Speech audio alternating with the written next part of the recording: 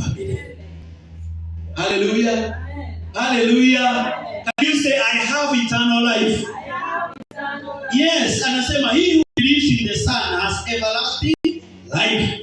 And he who does not believe the Son shall not see life, but the wrath of God abides in him. Amen. Sisi ambayo tumemwamini huyo Yesu Kristo, nataka uone hiyo kafara ambao wana wa Israeli walitoa ilikuwa inaashiria na kuangalia huyo Kristo. Amen. Hebu angalia katika 1 Peter 1. Kitabu cha 1 Peter chapter 1 and verses 18. Kitabu cha 1 Peter chapter 1 and verses 18. Biblia inasema kwa sababu ya kuelewa tusome from verse 17. And if you call on the Father who without partiality judges according to each one's work, conduct yourself throughout the time of your stay here in fear, knowing that you were not redeemed with corrupting things like silver or gold from your ignorant conduct received by tradition from your fathers, but with the precious blood of Christ, as a lamb without blemish and without spot. He indeed was ordained before the foundation of the world, but was manifest in these last times for you. Bwana asifiwe. Amen. Tunaongea habari ya damu iliyomwagika msalabani. Hiyo damu ya Yesu Kristo ilileta ukombozi katika maisha yetu. Na nataka uone ya kwamba wale waliweka kwa milango, malaika wa kifo hakuua mtoto. Kwa hivyo wakawa wamefanya nini? Wamepata ukombozi. Nasi kupitia Yesu Kristo, damu yake iliyomwagika, tukapata ukombozi. Tulikombolewa kutoka kwa nini? Kwa dhambi. Tulikombolewa kutoka kwa nini? Kwa ufalme wa shetani. Tulikombolewa kutoka kwa nini? Ile hali ya ubatili wa maisha kama wa mwili, the corruption of the flesh. Bwana Yesu asifiwe sana. Kwa hivyo kama vile wale waliambiwa ni lazima waendelee kukumbuka ya kwamba Mungu huyo amekuwa mwokozi. Katika agano lote la kale, unaposoma unaona ya kwamba walitoa kafara mingi sana. Damu ilimwagika sana. Kondoo walikufa wengi sana. Lakini Mungu akaona hali ya mwanadamu haibadiliki. Amen. Mwanadamu, kiini cha dhambi ndani ya mwanadamu hakiishi. In other words, hizo sacrifice hasikuwa kamili. Silikuwa ni mfano wa kafara kamili ambayo ni ya Kristo Yesu. Bwana Yesu asifiwe sana. Kwa hiyo tunaona ya kwamba Isaia anapozungumza habari ya Kristo 53, yeye Mungu amempa ufunuo ya kwamba kuna mtu anakuja. Na huyo ni mwana wa Mungu. Na huyo atawekwa katika msalaba. Huyo atatibuliwa mwili wake. Damu yake itamwagika na hakutakuwa kurudia tena. Bwana Yesu asifiwe sana. Si unasikia waliambiwa wasiweke nyama mpaka asubuhi, wakule yote. Hiyo ina maana the ultimate sacrifice of Christ, which is perfect and complete. Amen. Hakuna kurudia. Hiyo ni kamili, imeisha. Mkule wote mumalize. Kwa sababu Yesu hakufi nusu. Yesu anafanya kafara na anakamilisha kabisa, imeisha. Tumeambiwa hapa na dada yetu anapotuongoza ya kwamba it is finished. Yes. Amen. It is Finished. Tell your neighbor, it is finished. Yeah.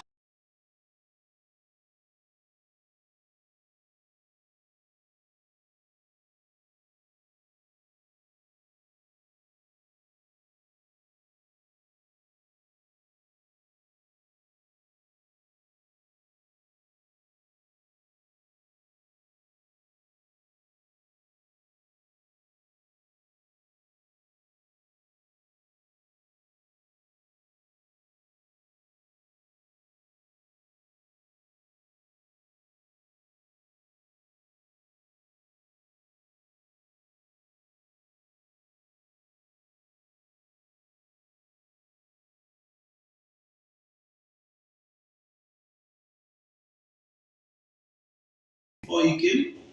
Unajua Yesu alijua chochote kitakachomfanyikia before he came. Amen. Yes, you can read the Revelation chapter 5. Alijua wakati alivunja mihuri ya hiyo kitabu. Hiyo kwa msalaba alijua. Amen. Hata kama tunachukianga nani, unamuita nani huyu? Judas.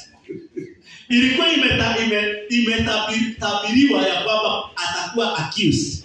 Si ndio? So si lazima mtu akekuja, mtu awe tu. Lazima kungekuwa na mtu. Amen. Kwa hivyo Judas ni rafiki yetu.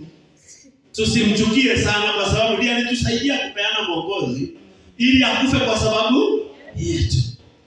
Bwana asifiwe sana. Sijui kama alifufuka wakati Yesu alifufuka, kwa sababu Biblia inasema wakati Yesu alifufuka makaburi yalifunguka Yerusalemu na wote waliokufa wakiwa watakatifu walitoka. Kama labda alikiri kama mwizi wa msalaba. Si unajua mwizi wa msalaba huyu mmoja alikiri. Akasema unikumbuke. Kwa hivyo ninajua alipokufa najua huyu ni mmoja wa wale ambao walifufuka. Whether ikawa Judas alirepent, nobody knows. Amen. Nobody knows whether ikawa. Angalia Luke chapter 22 from verse 7. Amen. Sijui kama unasikia vizuri kama mimi asubuhi leo. I'm feeling so good. Amen. Verse 7 inasema, then came the day of unleavened bread. Ile sikukuu tu. Sinaona ile sikukuu tu. Then came the day of the unleavened bread, when the Passover must be killed. And he sent Peter and John, saying, go and prepare the Passover for us, that we may eat. So they said to him, where do you want us to prepare? And he said to them, behold, when you have entered the city, a man will meet you carrying a pitcher of water. Follow him into the house which he enters. Then you shall say to the master of the house, the teacher says you, where is the guest room where I may eat the Passover with my disciples? Then he will show you a large furnace upper room, there make ready. So they went and found it just as he had said to them, and they prepared the Passover. Then the hour came, mark that, Then the hour had come, he sat down, and the 12 apostles with him. Then he said to them, with fervent desire, I have desired to eat this Passover with you before I suffer. For I say to you, I will no longer eat of it until it is fulfilled in the kingdom of God. Unaona vile anaongea maneno hapa ya kuonyesha ile sikukuu inaisha sasa. Haitafanywa tena after me, na haifai kufanywa. Yes, the Jews huwa wanaifanya, lakini it was not meant to continue. Amen. Kwa sababu kama ukiwa na shadow, when the reality comes, do you need the shadow? Hauhitaji. So anasema namna gani? Then he took the cup, gave thanks and said, take this and divide it among yourselves. For I say to you, I will not drink of the fruit of the vine until the kingdom comes. And he took the bread, gave thanks and broke it, and gave it to them, saying, this is my body, which is given for you. Do this in remembrance of me. Likewise, he also took the cup after supper, saying, this cup is the new covenant in my blood, which is shed for you. But behold, the hand of the betrayer is with me on the table. Bwana asifiwe. Tumesoma hayo maandiko ili tuweze kuelewa ile kafara, ile sikukuu yenye Wayahudi walifanya. Yesu hapa ameifanya ili aweze kuikamilisha. Amen. Unajua maneno haiwezi kueleza vizuri. Tunapoongea kukamilisha, hiyo ina maana ya kwamba kila Mungu alikuwa anatafuta wakati hiyo sacrifice ilikuwa inatolewa, Mungu bado moyo wake ulikuwa hujaridhika. Amen. Sasa Yesu Kristo alipokula pamoja na wanafunzi wake, number one thing about it happened which is very important, it is the beginning of our salvation. Ni ya kwamba hata kabla hajaenda kwa msalaba, alianzisha agano jipya kupitia hiyo damu. Si unaona alichukua mkate, na in fact alitumia mfano kwa sababu alikuwa hajafa, si ndio?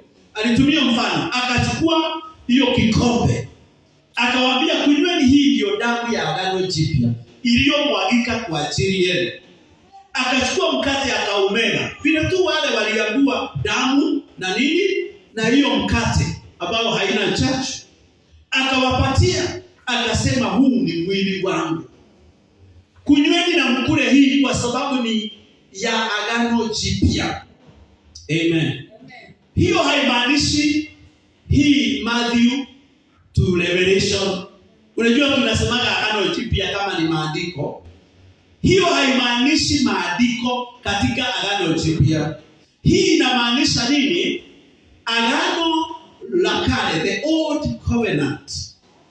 The old covenant. Can you say the old covenant?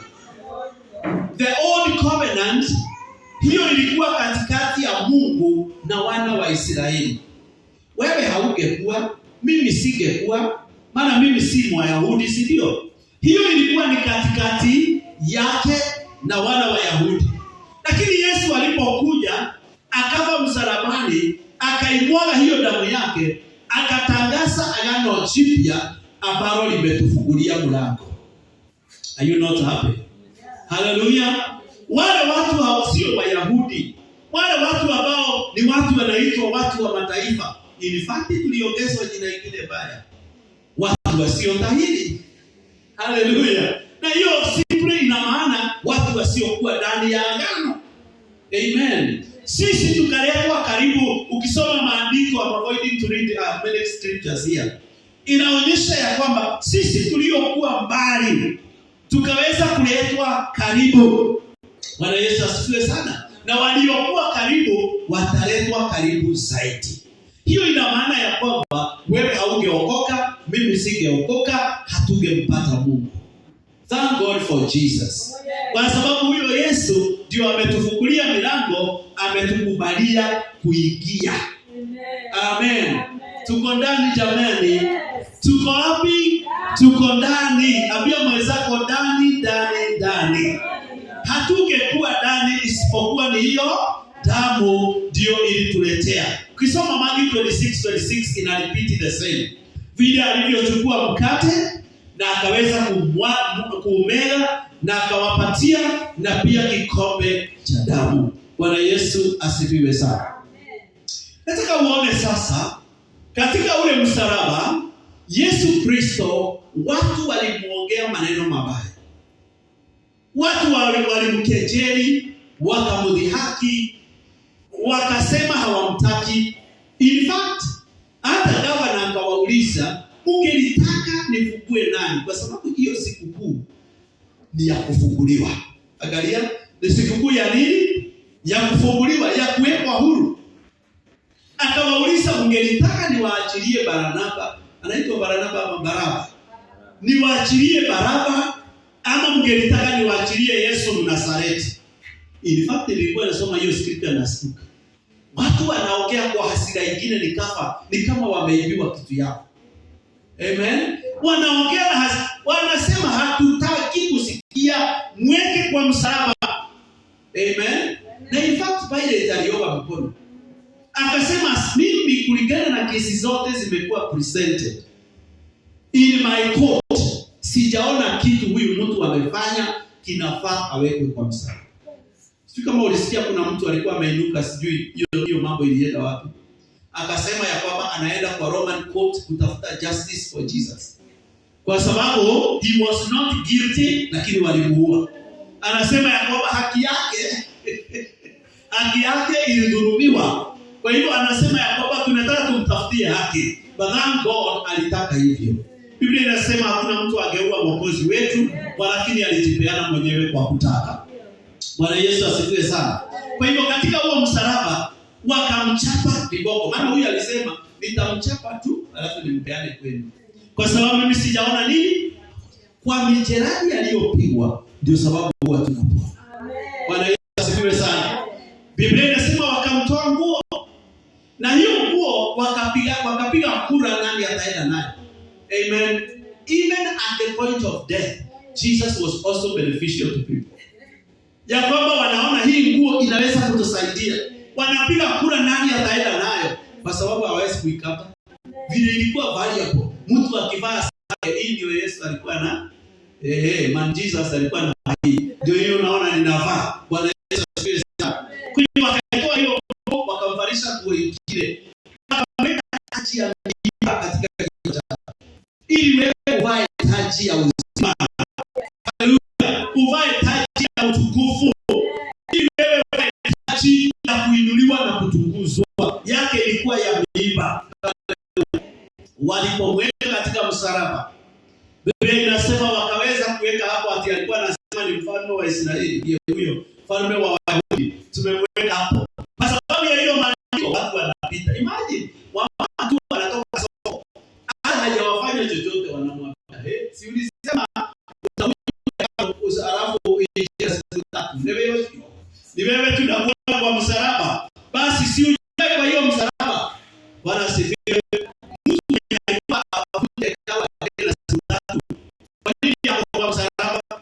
Yesu asifiwe. Haya yote yalifanyika kwa sababu yako. Haya yote yalifanyika kwa sababu yangu. Are you not happy? That's the kingdom of God. Bwana Yesu asifiwe sana. Amen. Then Biblia inasema ya kwamba hiyo ndiyo tunayosoma kwenye Matthew 27, lakini sitaki kusoma. You can read at your own time. Matthew 27 from verse 1 kuendelea. Biblia inasema ya kwamba kuanzia saa 6 mpaka saa 9 ukawa na giza. Haleluya. Sasa mchana ukawa na nini? Na giza. Giza. Kwa sababu haleluya. Hawakujua Yesu ni Mungu. Alikuwa anataka kuonyesha usiku umefika na asubuhi imefika. Amen. Mambo ya mateso, chapter ya mateso imefungwa. Chapter ya mauti imefungwa. Chapter ya mauti imefungwa. Bwana Yesu asifiwe sana. Baada ya kufa msalabani, Biblia inaendelea kusema namna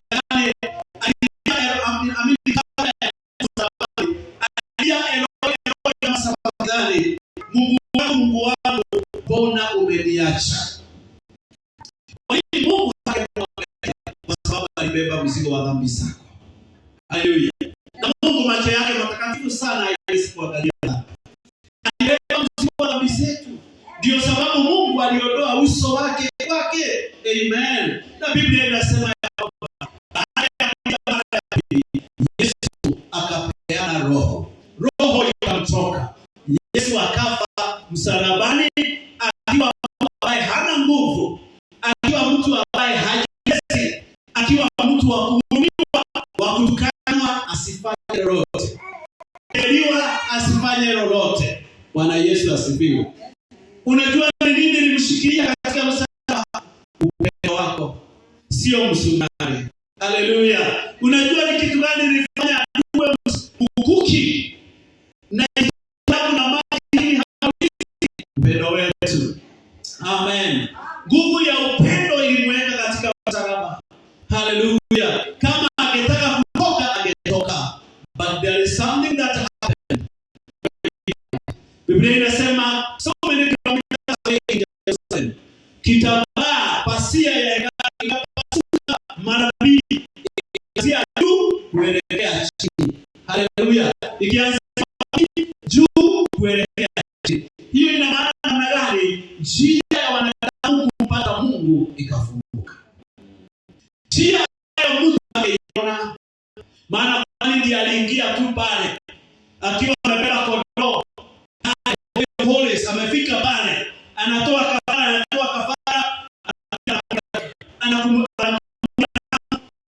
anakuambia umetakasika. Unafanya kabisa na hata huyu mwenye hizo si mtakatifu. Wewe sio mtakatifu. Ni lakini amekubalika. Ni kukubalika. Walimweka nyororo kwa mguu na wakamweka chickens kwa mguu, kwa sababu waliamini mbele za Mungu na haleluya. Haleluya. Hakuna mtu ambaye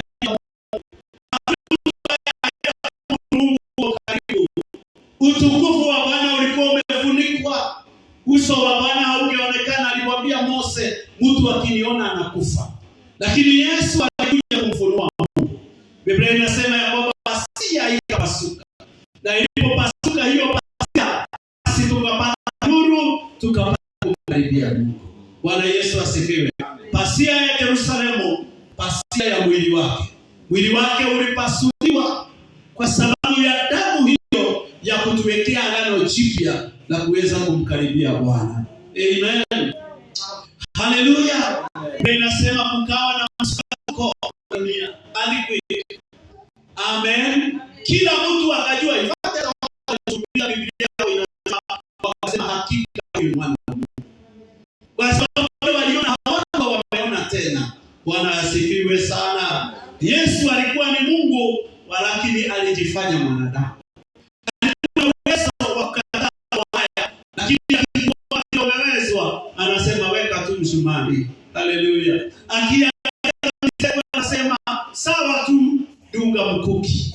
Amen. Asubuhi ya leo we are celebrating the Jesus mwenye alikuwa katika msalaba akionekana mdhaifu, akionekana mtu asiyeweza lolote, in the morning of Sunday alifufuka kama mfalme. Haleluya. Biblia inasema in the morning 28 wanawake walikimbia pale katika kaburi na wakapata jiwe limeondolewa. Kwa sababu Yesu alipowekwa katika kaburi, waliweka jiwe kubwa ndio maduni yao hawaziki kwa shimo, ilikuwa wanachimba pango.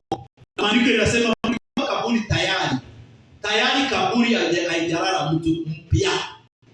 Hivi kama unaweza kuconnect maandiko.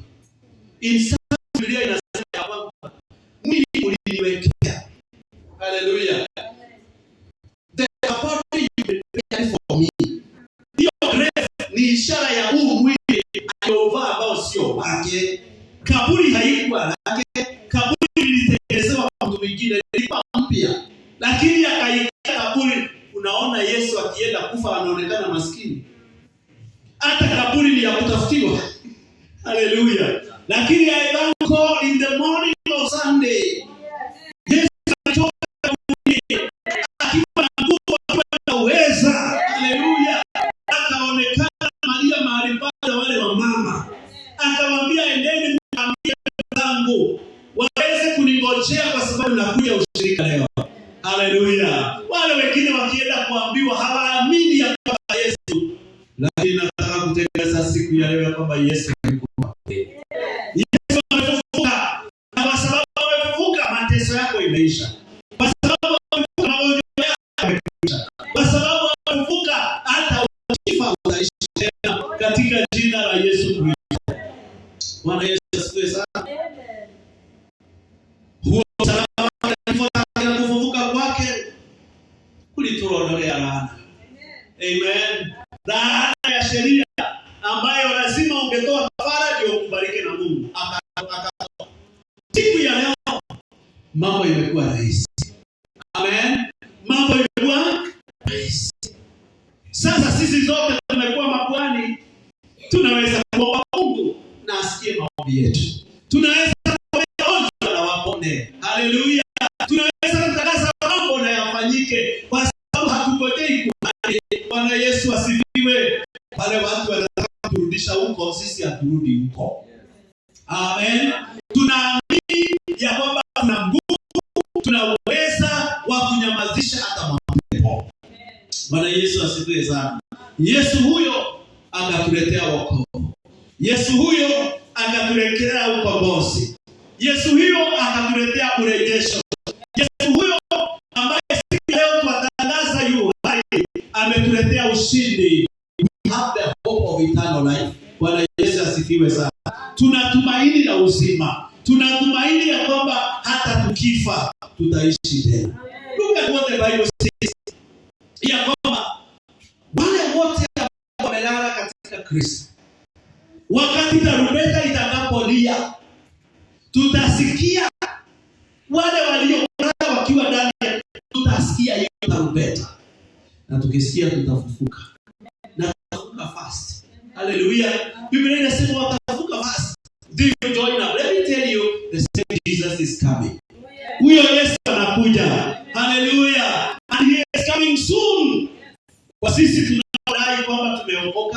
Are we getting ourselves ready?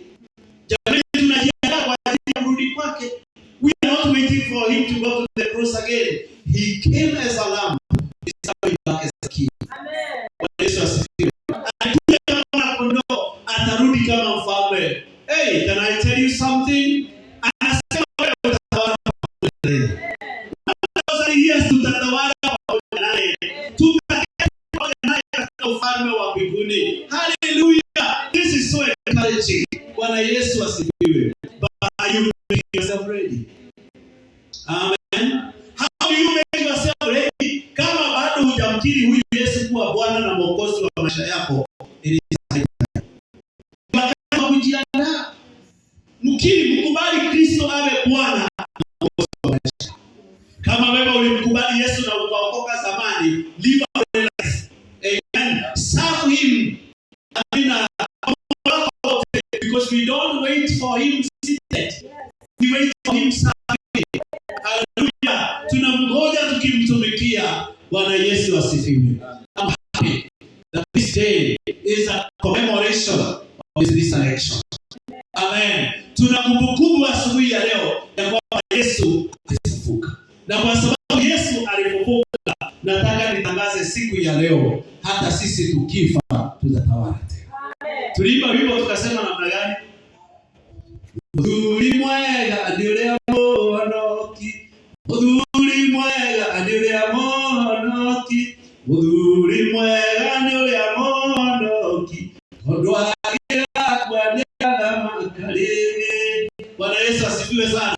Kama umeokoka utatawala tena na Yesu. Amen. Amen.